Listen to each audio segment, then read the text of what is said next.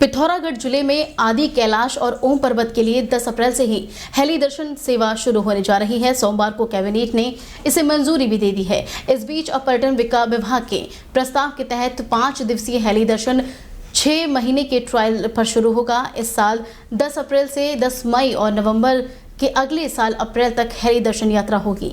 नतीजे ठीक आने पर इसके बाद अवधि को बढ़ा दिया जाएगा। इस योजना से पर्यटन विभाग प्रदेश में शीतकालीन पर्यटन की एक नई तरह से तैयार करने वाला है।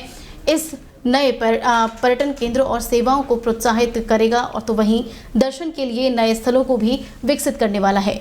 शीतकाल में स्थानीय स्तर पर लोगों को पलायन से रोकने के लिए जीवन यापन का नया मॉडल भी तैयार होने वाला है, जिससे ट्रैकिंग और अन्य गतिविधियां भी संचालित हो सकें। इससे 17 वाइब्रेंट ब्लेज और में पर्यटन को बढ़ावा मिलने वाला है और इससे आवाजाही बढ़ेगी, साथ ही स्थानीय लोगों का ठहराव भी बढ़ सकता है। पर्यटन गतिविधियां बढ़ने के बाद रिजर्व पलायन को प्रोत्साहन मिलेगा। 5 दिवसीय हेली यात्रा पैकेज के दौरान पर्यटकों को न केवल हेलीकॉप्टर से दर्शन कराए जाएंगे, बल्कि उन्हें रात्रि प्रवास, ट्रैकिंग जैसी अन्य गतिविधियों का भी आनंद लेने का मौका मिलने वाला है।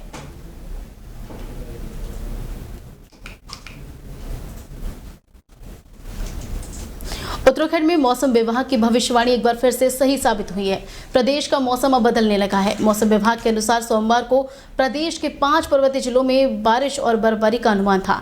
साथ ही प्रदेश के कई जिलों में सोमवार को आसमान से बादल छाए भी रहे और साथ में हल्की कहीं कहीं बूंदाबांदी भी हुई है। हालांकि आगामी दिनों तक के लिए भी मौसम विभाग ने भविष्यवाणी की है। उत्तरकाशी, चमोली, रुद्रप्रयाग, बागेश्वर और पिथौरागढ़ जैसे जिले में हल्की बारिश हो सकती है। साथ ही राज्य के पर्वतीय जिलों में कुछ समय के लिए आसमान में बादल छाए रहने वाले हैं। वहीं देहरादून में अभी भी बादल छाए हुए हैं। साथ ही पर्वतीय जिलों में हल्की बारिश होने के साथ ही मैदानी जिलों में हवा से ठंडक बढ़ चुकी है और साथ ही पहाड़ी इलाकों में बर्फबारी का दौर भी जारी है, जिससे ठंड फिर से लौट आई है। इधर चारों धाम बर्फ से ढके हुए हैं। केदार धाम में 5 फीट से ज़्यादा तक की बर्फ जमी हुई है, जिसे हटाने का काम भी किया जा रहा है, लेकिन यहाँ हिमखंड खिसकने का भी खतरा बना हुआ है, जिसके चलते बर्फ हटाने का काम आसान नहीं होने वाला है।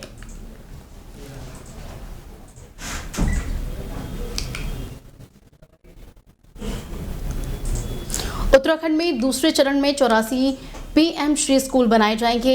इसके लिए पहले चरण में 142 विद्यालयों के चयन किया गया था। इसके लिए अभी इन सभी विद्यालयों के मॉडल विद्यालय के रूप में विकसित किया जाने वाला है। प्रधानमंत्री नरेंद्र मोदी की घोषणा के बाद राष्ट्रीय स्तर पर पीएम श्री स्कूल बन रहे हैं।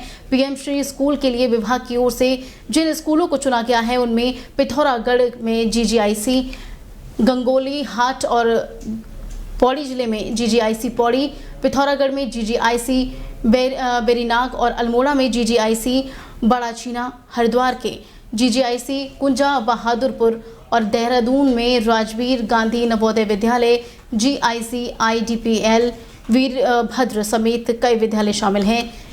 मिली जानकारी के मुताबिक इन विद्यालयों का चयन उपलब्ध खेल मैदान, प्रयोगशाला और पुस्तकालय, साथ ही कक्ष, रेन वाटर हार्वेस्टिंग और आदि के सामान और की सुविधा होने के चलते किया गया है।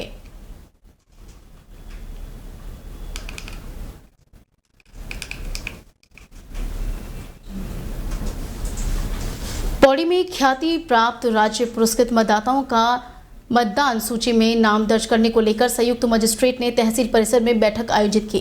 संयुक्त मजिस्ट्रेट ने बताया कि पौड़ी विधानसभा के अंतर्गत जितने भी ख्याति प्राप्त राज्य पुरस्कृत लोग हैं, जिन्होंने अलग अलग क्षेत्रों जैसे खेल, शिक्षा, संस्कृत, राजनीतिक और अपनी अहम भूमिका निभाई है, ऐसे में लोगों के नाम को शामिल कर विधानसभा में दर्ज हो, ताकि उन अन्य लोगों को मतदाता के तौर पर प्रेरित किया जा सके, उनसे प्रेरणा ली जा सके। उन्होंने राजस्व उप निरीक्षक को भी इसके लिए निर्देशित किया है। इसके साथ ही पत्रकारों से भी आग्रह किया है कि अगर उनके संज्ञा में कोई भी ऐसा व्यक्ति आता है जिसने समाज के लिए अपनी अहम भूमिका निभाई है, कुछ काम किया है, तो ऐसे लोगों का नाम किसी भी कारणवश अगर मतदाता सूची में नहीं किया गया तो उसकी जानकारी दी जाए, ताकि उनका नाम इस मतदाता सूची में दर्ज हो सके और समाज के लिए अपनी अहम भूमिका निभाने वाले लोगों को कुछ राहत मिल सके।